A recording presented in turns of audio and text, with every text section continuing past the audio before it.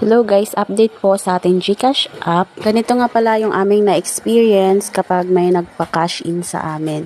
Oops, this service is temporarily unavailable. Please check back later. Dito nga pala guys ay hindi natin magagamit ang Express Send pansamantala. Yun bang number lang ang ating gagamitin para makapag-transfer tayo sa ibang account, GCash account. Ganito nga lang pala yung isang way para makapag-transfer tayo ng pera GCash to GCash account. Halimbawa, nandito ka na sa iyong GCash account, dito sa may bandang ibaba, Home, Inbox, QR, Transactions, at Profile.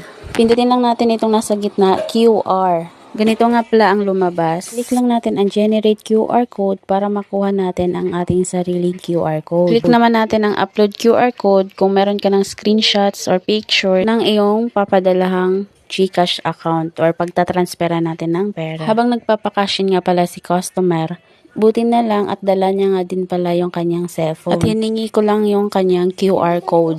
Once nakapag pinindot na natin yung QR code, pwede mo rin pala itong ma-scan. Itutok lang natin guys within the frame. Ayan, at in-scan ko na and automatic na lumabas na yung kanyang number and yung initial name. Tulad lang din sa natin ng gamit ang number, lagay lang natin yung amount and then ayan, with confirmation, click send. At lumabas na nga din yung resibo. At dumating naman din agad yung kanyang 100 na sa kanyang GCash account na. Sana nakatulong. Please like and share. Thank you for watching.